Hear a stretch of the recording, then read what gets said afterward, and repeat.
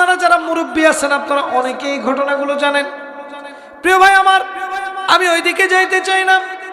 এবার ফেরাউনের রাত সবাই একটা বিরাট কড়াই দেওয়া হলো, কড়াইয়ের মধ্যে তেল দেওয়া হলো, তেলগুলো আগুনে টকবকে গরম করা হচ্ছে।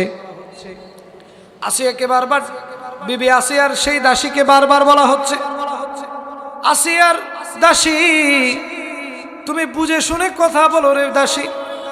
ও মাসিতা, তুমি যদি ঈমান না ছাড়ো তাহলে তোমাকে আমরা এই জ্বলন্ত টকবকে তেলের মধ্যে দিয়ে দিব। শুধু তোমাকে দিব না, এই দাসের 3টা সন্তান ছিল, একটার বয়স মতান্তরে 8 বছর, দ্বিতীয় সন্তানের বয়স মতান্তরে 6 বছর, তৃতীয় সন্তানটা এই দাসের কোলে ছিল রে ভাই আমার। এই টকবকে আগুন বারবার ফেরাউনের কৃতদাসরা তাকে জিজ্ঞাসা করতেছে, ও আসিয়ার দাসী, তুমি কি ঈমান ছাড়বা নাকি তোমার সন্তানকে জ্বলন্ত আগুনে দিব? আপনারা চিন্তা করে দেখেন বর্তমান যে আমাদের ঈমানের হালত। আমার মাকে যদি বলা হয় তোমার ছেলেকে এইমাত্র হত্যা করা হবে, তুমি যদি মুশরিক না হও, কাফের না হও, বলেন তো করবে কি করবে না? আমাদের বর্তমান ঈমান এত শক্তিশালী নয়। সেই দাসী মাসিতা এক বাক্যে বললেন, ও ফেরাউন, তুমি শুধু আমাকে নয়, যদি আমার সন্তানগুলোকে হত্যা করো তবু আমি ঈমান ছাড়ব না, ঈমান ছাড়ব না, কোন পরিস্থিতিতে আমি ঈমান ছাড়তে প্রস্তুত নই। প্রিয় ভাই আমার, এবার সে 8 বছরের সন্তানটাকে নেওয়া হলো, মায়ের সামনে 8 বছরের সন্তানটাকে গরম তেলের মধ্যে দেওয়া হলো। মা,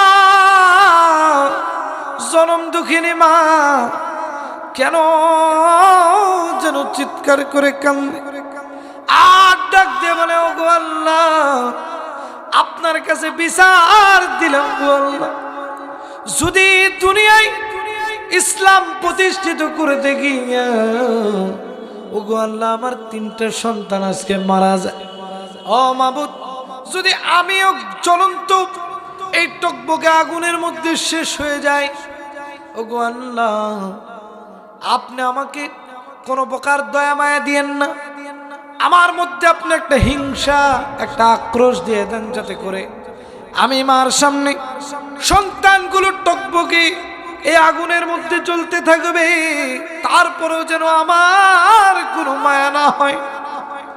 মায়ের সামনে যদি সন্তানকে এভাবে আঘাত করা হয়, দুনিয়ার কোনো মা সহ্য করতে পারে কিনা বলেন? মা কাঁদতেছে, ঘোড়ার মতো চিৎকার দিচ্ছে, কেন যেন হঠাৎ করে দাসী আসিতা হেসে উঠলেন। এবার ফেরাউনের সমস্ত কর্মচারীরা অবাক দৃষ্টিতে তার দিকে তাকায় রইলেন। কি ব্যাপার, কি ব্যাপার?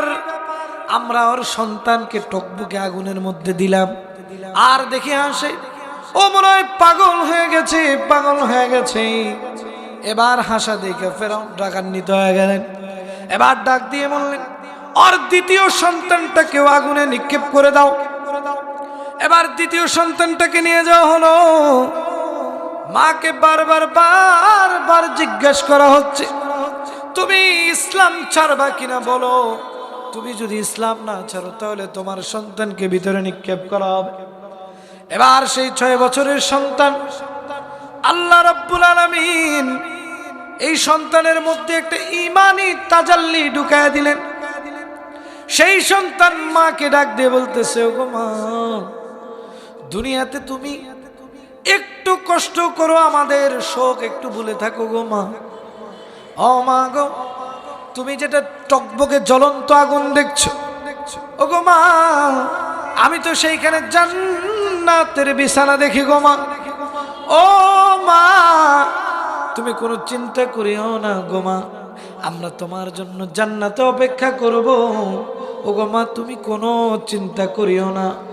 যখন বাচ্চারা এমন কথা শুনলেন, এমন কথা শুনিয়া এই যে দাসী মাসিতা আনন্দ আনন্দিত হলেন, উৎফুল্ল হলেন, তার মধ্যে কেমন যেন ইমানের জজবার একটু বেশি হলো। কথা বলেন ঠিক কিনা? যদি সন্তান, আপনার যদি ছোট সন্তান ইসলামের জন্য লড়াই করতে যাবে, যদি সে আপনাকে সাহস দেয়, তাহলে ইমান বাড়বে না কমবে? অবশ্যই বাড়বে। এবার মা ডাক দিয়ে বলতেছে, ও বাবা, তুমি চিন্তা করো না, চিন্তা করো না, যেদিন দুনিয়া থেকে আমিও বিদায় নিয়ে চলে যাব, সেই দিন তোমাদের সাথে জান্নাতে দেখা হবে। কোথায় দেখা হবে? জান্নাতে দেখা হবে। আরে বাবাজি, এবার সেই 6 বছরের ছোট্ট বালকটাকে নিয়ে গিয়ে টকবকে আগুনের মধ্যে ফেলায় দেওয়া হলো। সেই বাচ্চা কান্দে, মাও কান্দে। মা যতই শক্ত হোক না কেন, সন্তানের যদি কষ্ট দেখে, জীবনে কোনোদিন কোনো মা বাবা সহ্য করতে পারবে না। এই যে আমরা এখানে এসেছি, প্রিয় ভাই আমার, একটু চোখটা বন্ধ করে তাকায় দেখেন না, কার জানি মা নাই, কার জানি বাবা নাই। যদি আজকে মা থাকতো, আপনি বাসায় গিয়ে দরজায় কড়া নাড়ার আগে আপনার স্ত্রী আগে মা বের হয়ে আসতো।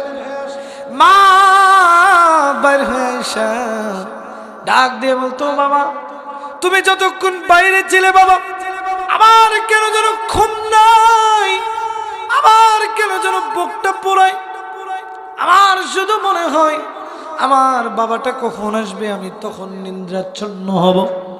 যখন দেখবেন কোনো মা বাবা যদি, সন্তান যদি কোনো বিপদে পড়ে, দেখবেন মা বাবা আগে থেকেই জানা যায়। প্রিয় ভাই আমার, একটু লক্ষ্য করেন, কার জানি মা নাই, কার জানি মা বৃদ্ধাশ্রমে আছে, কার জানি মা কবরে শুয়ে আছে, আমাদের জানা নাই।